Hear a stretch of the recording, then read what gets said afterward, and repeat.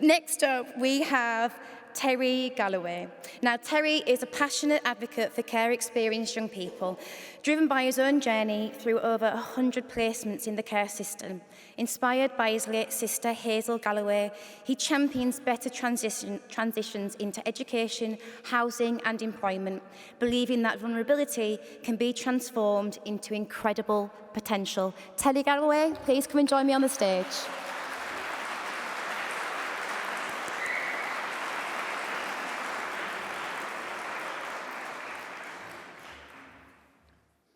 Hello there. So I grew up in care myself. By the time I was 16, I'd lived in over 100 places. Going into the care system with my siblings, we was together at some points and separated at other points. It was quite traumatic. During that experience, we all got abused in the care system. And by the time we exited it, we literally was just dumped out of the care system, which is the terminology that we're using at the moment is the care cliff. So that's my journey. Luckily, I did end up making a life for myself in the end. So I run several businesses. I run a housing association for care experienced people, so we house around 60 care leavers. We do jobs programs. We do all the stuff that we need to do to understand what the problems are right now. And unfortunately, it's the same problems that we've had for decades and decades.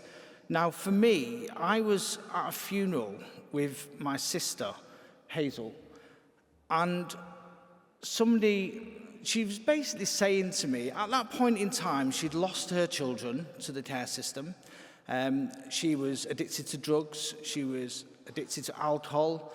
She was really thin and, she was suffering.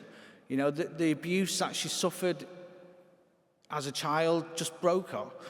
And that system, that family, that system that everybody's saying we need just wasn't there for her.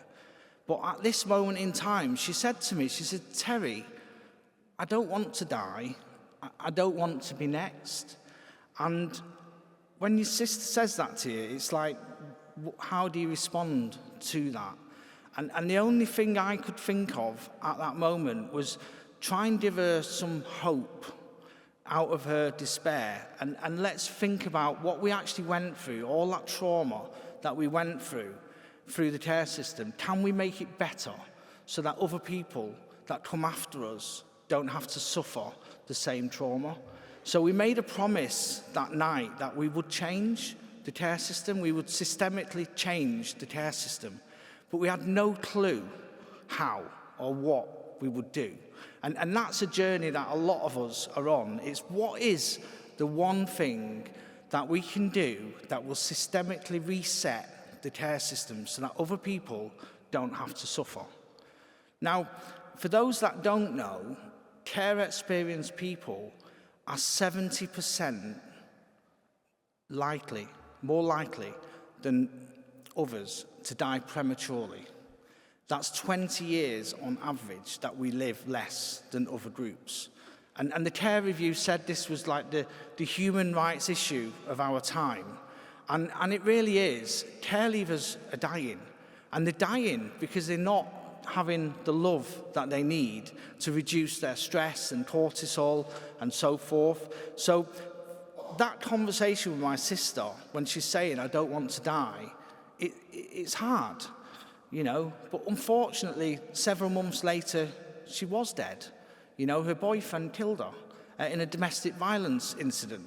And she should have never been in that position. She should have got the help that she needed. It's too late for my family because my brother's dead, my mum's dead, my dad's dead, my sister's dead.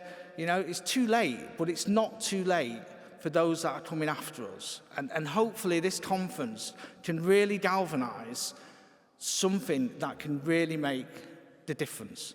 So I believe I have that, and that's why we, Chris Wilde and many other care experienced people, lobbied Josh McAllister to make it a recommendation that care experience becomes a protected characteristic, and also the extension of corporate parenting.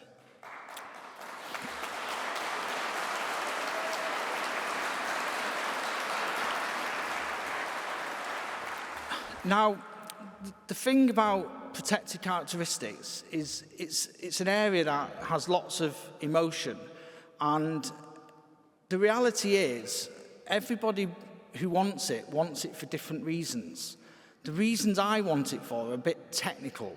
It's so that the voice of care experienced people gets heard in places where systems are designed at the onset, not afterwards. And that's what a protected characteristic will do. So we knew that the Department for Education wouldn't be supporting this when the recommendation was made. So we was quick out of the blocks to start asking councils locally to start adopting motions that treat care experience as if it were a protected characteristic. So far, we have reached 117 councils across the United Kingdom. That's over 50% of the UK population now live in an area where its council treats care experience as if it were a protected characteristic.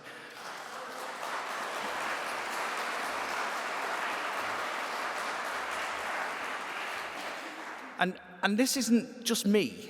This is care experienced people bringing these motions to their local councils and asking them to think about them when decisions and policy is made. So, you know, I'm so grateful to everybody that is making this happen. So the motion, it's actually saying that this council will treat care experience as if it were a protected characteristic. And it's also asking for the councils to do the equality monitoring, which when you heard this morning on the panel, Charlie was saying the prison service wouldn't know how many people. You know, that's what a protected characteristic does. It means that you have to monitor who is in your service. And if you're not monitoring care experienced people, how do you know? You know, how do you actually know? And you guys in this room know that we're over and disproportionately represented in all of the worst figures, but the people who are responsible for those services don't know that. And that is the crime that's going on here. So I just wanted to show you this. This is basically what we need as care experienced people. Now, this is a care experienced version of Maslow's hierarchy of needs. Yeah? And the real great thing about the version for care experienced people is the one at the top of giving back. And that's what people in this room who are care experienced are doing right now. They're going up and giving back. Now, one of our young people in our accommodation said to me the other day, Terry, why is it that I do well and then all of a sudden I'm going backwards?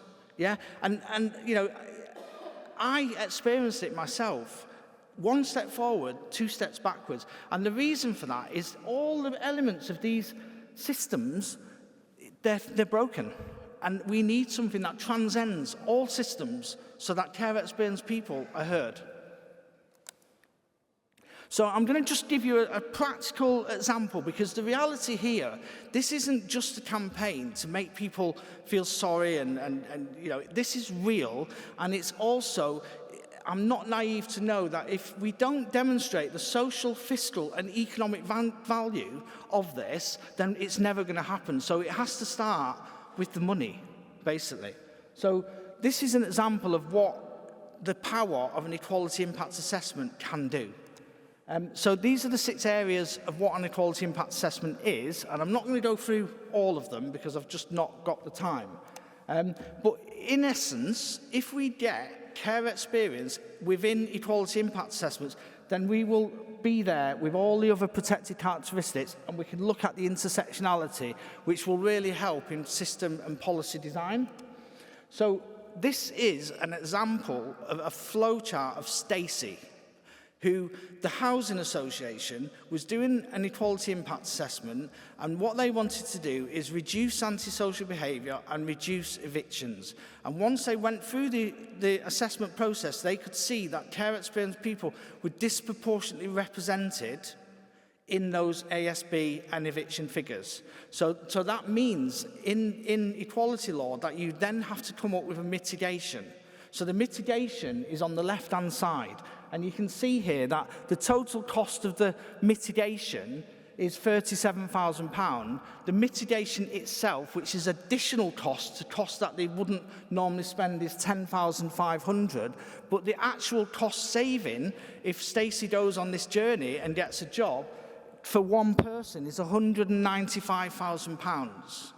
Now, we have known for decades that invest to save really works, but we've never had the technology to link it all together so that different people, because if you look at this is done by the Housing Association, who stand to save £6,700. So that it's not physically possible for them to spend £10,500 to save £6,700. But the DWP, who are spending £27,000 a year per person that's not working, is £27,000. They would easily spend £10,500 if it meant somebody wasn't on benefits for the rest of their lives. You know? So what this campaign is about bringing in a system where we can see and understand the social, fiscal and economic costs. And until we do that, we are never, ever going to get the change that we need. So this is the plan.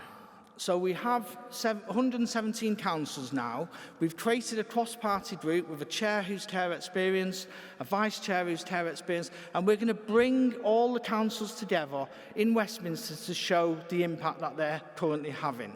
However, there is an opportunity right now with the Children's Wellbeing and Schools Bill. So next week, we will be putting in an amendment to that bill. I'm not going to go through the other bits, but this is the amendment. So we're going to basically ask try to get this put into that bill so that any public body throughout the whole of the United Kingdom, including Northern Ireland, will basically have to include care experience as if it were in their equality impact assessments, the same way that the councils do. Now imagine when you see that slide of the Housing Association, if that kind of impact happens in every single place where public money is spent. You know, for me, this journey started out for care experienced people because I've been through the system. But as I've come through, I've realised this is more and bigger than care experienced people. If you can help and you can fix the system for the most vulnerable, then all the boats rise, yeah? And that also gets rid of the argument that care leavers have to wave this flag to get protection under this, because if the systems are just designed so that nobody needs to say I'm care experienced, it just works for everybody. In the same way that you might approach a crossing in the road, it'll have a dip curb, you know, it'll have lots of things that you won't even notice. Thank you.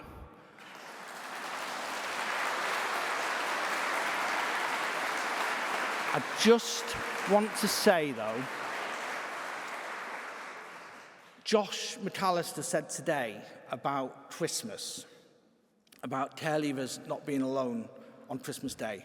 So you can donate here, because I'm also a trustee of the Gold from the Stone Foundation, which was started by Lem Sissay, and we basically create Christmas dinners throughout the country on Christmas Day. So that's a way to donate. Thank you.